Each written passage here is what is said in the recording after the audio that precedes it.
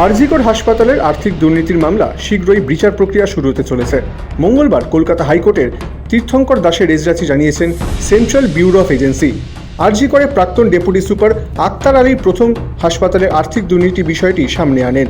সেই মামলারই মঙ্গলবার শুনানি হয় বিচারপতি ঘোষের এজলাসে। মঙ্গলবার হাইকোর্টে একটি মুখবন্ধ খামে রিপোর্টও জমা দেয় সিবিআই। আরজিকরে প্রাক্তন ডেপুটি রেজিস্ট্রার ডাক্তার আক্তার আলীর দায়ের করা আর্থিক দুর্নীতির মামলায় সন্দীপ ঘোষের বিরুদ্ধে বিচার প্রক্রিয়া শুরু করার জন্য অবশেষে অনুমতি মিলেছে রাজ্যের। মঙ্গলবারই আদালতে বিষয়টি জানায় সিবিআই। তারপরেই নিম্ন আদালতে আগামী এক সপ্তাহের মধ্যে ট্রায়াল শুরু করে যত দ্রুত সম্ভব বিচার প্রক্রিয়া শেষ করার নির্দেশ দেয় আদালত। এদিকে আর্থিক দুর্নীতির মামলায় তদন্ত চালাচ্ছে অপর একটি কেন্দ্রীয় তদন্তকারী সংস্থা এনফোর্সমেন্ট ডিরেক্টরেটও। তারাও জানিয়েছে তদন্ত এখনও চলছে। ইসিআইআর দায়ের করে তদন্ত শুরু করেছে। ইডির তরফে আইনজীবী জানান 22 জায়গায় তল্লাশি চালিয়েছে এনফোর্সমেন্ট ডিরেক্টরেট। বেশ কয়েকজনকে জেরাও করা হয়েছে। তারপরেই বিচারপতি ঘোষ দ্রুত তদন্ত শেষ করার জন্য ইডিকেও বলেছেন। মঙ্গলবার ইডির ভূমিকায় অসন্তোষ প্রকাশ করেন বিচারপতি তীর্থঙ্কর ঘোষ। বিচারপতি বলেন, ইডি চার্জশিটও জমা দেয় না আর বিচার প্রক্রিয়াও শুরু করে না।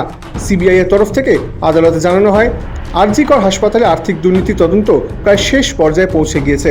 বিচার প্রক্রিয়ার জন্য অভিযুক্তদের থেকে সম্মতি নেওয়া হয়েছে। বিচার দ্রুত শুরু হবে বলে হাইকোর্টে জানায় সিবিআই। আরজিকর হাসপাতালে 3 বছরেরও বেশি সময় ধরে আর্থিক দুর্নীতি চলছে বলে অভিযোগ রয়েছে। হাসপাতালে প্রাক্তন ডেপুটি সুপারের অভিযোগ, বিভিন্ন সময় চিকিৎসা সরঞ্জাম কেনার নামে টেন্ডার দুর্নীতি হয়েছে আরজিকর হাসপাতালে। হাসপাতালে প্রাক্তন অধ্যক্ষ সন্দীপ ঘোষের বিরুদ্ধেই অভিযোগ, তিনিই ঘনিষ্ঠদের টেন্ডার পাইয়ে দিয়েছিলেন বলে অভিযোগ করেন তিনি। আরজিকর মামলায় নির্দিষ্ট সময়ের মধ্যে চার্জশিট জমা না দেওয়া ইতিমধ্যেই জামিন পেয়ে গিয়েছেন সন্দীপ ঘোষ এবং টালা থানার প্রাক্তন ওসি অভিজিৎ মণ্ডল। 19 নভেম্বর আলিপুরে সিবিআই এর বিশেষ আদালতে চার্জশিট জমা দিয়েছে সিবিআই। চার্জশিটের নাম রয়েছে আরজিকরের প্রাক্তন অধ্যক্ষ সন্দীপেরও।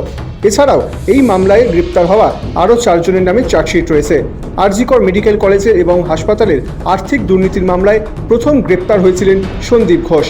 টানা কয়েকদিন সিবিআই দপ্তরে জিজ্ঞাসাবাদের পর তাকে গ্রেপ্তার করা হয়েছিল। পরে এই মামলার সূত্র ধরে বিপ্লব সিংহ, আফসার আলী এবং সুমন হাজরাকেও গ্রেপ্তার করে তদন্তকারী সংস্থা। এই মামলার শেষ গ্রেপ্তার হন আশিস পাণ্ডে। প্রত্যেকেই বর্তমানে জেলবন্দি। আগামী 30 জানুয়ারি আলিপুর আদালতে পরবর্তী শুনানি রয়েছে। আগামী শুনানির এক সপ্তাহের মধ্যে অভিযুক্তদের বিরুদ্ধে চার্জ গঠন করার চেষ্টা করতে হবে সিবিআই এর বিশেষ আদালতকে, এমনই নির্দেশ দিয়েছেন কলকাতা হাইকোর্ট। সৌভিক সান্যালের রিপোর্ট, সময় কলকাতা।